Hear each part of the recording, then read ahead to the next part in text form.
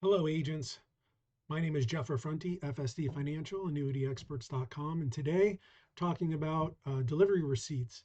And I recently did a video. Oh, and by the way, today is October 27th. I did a video recently about value added when delivering a policy and how delivering a policy can be more than a delivery receipt. But a colleague of mine in the industry who I respect immensely, many people respect immensely, he kind of got back to me. He says, "Don't push over that delivery receipt too easy. It's very important, especially for new agents who haven't been in the business very long and don't know the value of such protections, such receipts." So I'm going to go into this real quick on how to kind of protect yourself regarding delivery of policies. So let's jump right into this presentation here. Why a delivery receipt? Protection for agents and insurers, right? It protects the agent and the insurance company. Why? How? Well, what have I seen in my, many years and $1 billion of premium placed? I have some experience in what to look out for, right? So with or without records of receipt, here's what could happen. So yes, I have records of receipt. So what happens by getting a record of the um, delivery receipt? So clients know the free look has begun. They know it. You explained it to them. They just signed a delivery receipt. At that point, surrender charges will apply after the free look, right? Chargeback at that point is now limited to whatever the commission terms are in your commission schedule, your commission agreement with the insurance company, 1 year, 24 months, whatever that agreement is. That is begun after the free look, as well as it always gives you an additional opportunity to speak with your client, to connect with them, and just discuss current business, future business, friends, family, whatever. So next is no, I didn't get a delivery receipt. So what could happen? What has happened in the past? It can be argued the contract was never received. So rates go up. Another agent gets in there. I've seen this. Hey, do you have your contract? No, I never got my contract. Well, you can free look it and go to this new higher product with me, and you get this better rate because interest rates went up. We haven't seen that lately because interest rates have been low and they haven't taken off. But when there's a big increase or something crazy happens like that, this can happen. It could be 6 months down the road. It could be a year down the road, and the insurance company is going to go and allow that free look. They don't want to get sued. There's no evidence of a contract being delivered. So I've seen them just say, okay, fine. And they don't lose. They get to keep the interest, right? So the company wins. Company wins by being able to keep the interest. The client wins because they get to do whatever they wanted to do.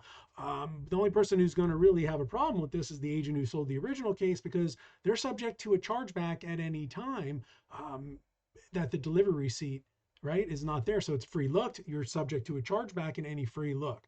Even if it's a year later, 2 years later, 3 years later, it doesn't matter because there's no receipt.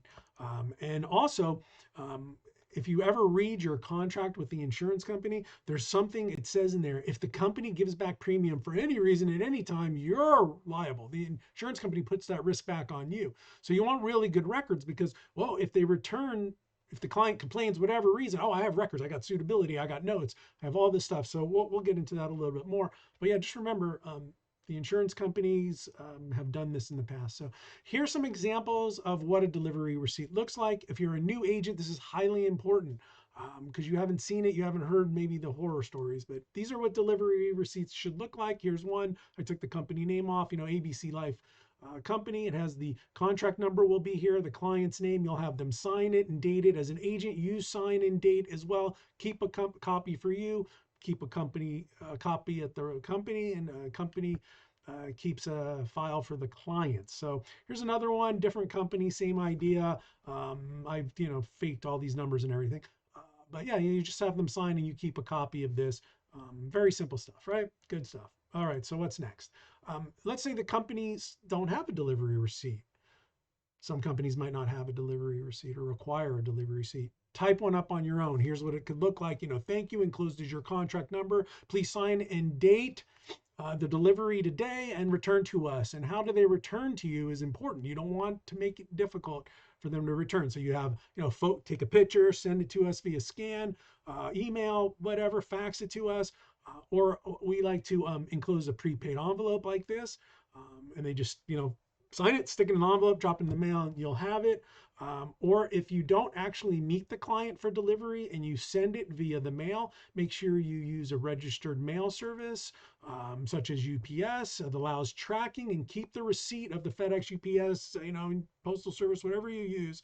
Um, and that can also act as a receipt of your contract if they don't sign and return. Follow up with a phone call, and you'll have this nice little delivery receipt you print out and you stick in the file, right? So you're all good. You delivered the contract, you call the client, make sure they don't have any questions. Free look has begun. Next, so I just want to kind of go over a little points to help you as a new agent, or even if you're an agent that doesn't do a lot of business in annuities. Just remember, even if you're right, the insurance company will bail if they have the opportunity to and put it on you. Um, they don't want to. They don't want to fight. They don't want to really argue, for the most part. Next, if oh, I got E&O. Well, the E&O is not going to fight for you either. They're gonna look at how much it costs to hire attorneys to fight this, or how much it just costs to settle, and they know you have to pay your deductible, whether you're right or wrong, and you're going to have to still pay. So FYI, this is another reason you want to protect yourself. So here's some simple steps an agent can take to kind of protect yourself, right? Number one step you can take to protect yourself is the simplest step, right? Client needs and interest are number one. How can you get in trouble if you do exactly what the client wants, needs? You give them exactly everything you told them, everything they were looking for. They need this, you gave them that. It's perfect.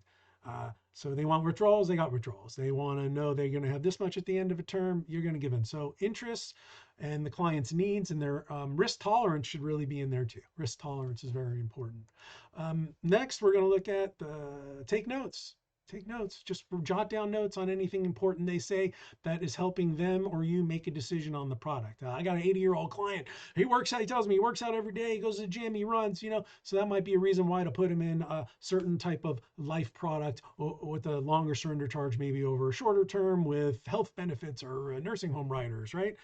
You maximize the yield and maybe don't buy the rider, but you want to take notes on that. Or if they're really have a health issue, you want to say why you bought the additional rider for health and that. And you take notes. And if anything else comes in the part, well, he told me he was in great shape and I didn't know, it's just there, and it helps protect you and helps remind the client if they ever forget anything too. Always highlight the minimum guarantees. It's something we always do for our clients, although we usually work just on guarantees. But if you're working with an indexed annuity or something, highlight the minimum. Here's the worst case scenario after X years. And they know that you're going to wind up somewhere between this and that. And it's not making the people expect more than they could ever get because they know what the floor is. So that's good. We always like to highlight the guarantees. It's the strongest part of the contract are the minimum guarantees as well, long-term minimum guarantees. You want to do the explaining why and how the product is beneficial. Probably what you do during your sales pitch anyway, or as you're explaining the product to the client. But you want to explain these benefits, these features to the client, and how it's going to help, and keep that all in your notes as well. Shop around. It doesn't take long. Uh, do case design. And if you don't use it, put it in the file. You can shop 10 products. You're not going to show 10 products to your client. You give them free brain freeze, right? They'll get confused.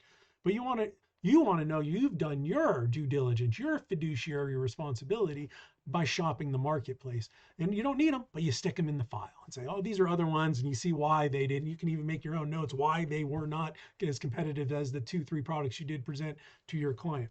Excellent way to show that you did a really good job of shopping around and doing due diligence for your client.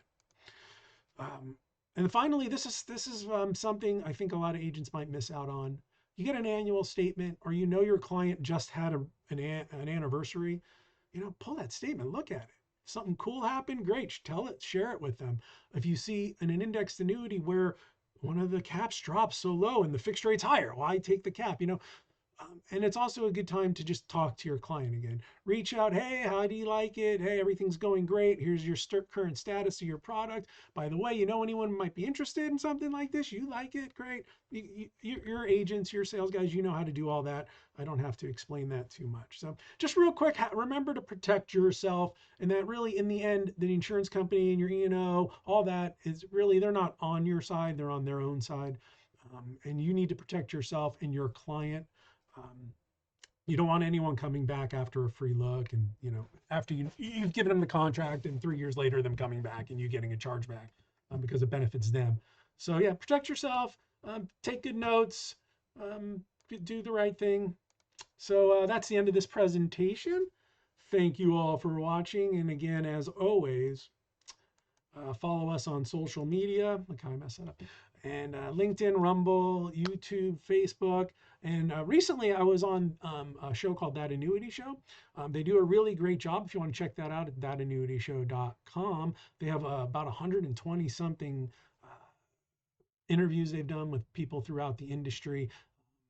And it's a really good show. You should check it out. They have even a few segments on there.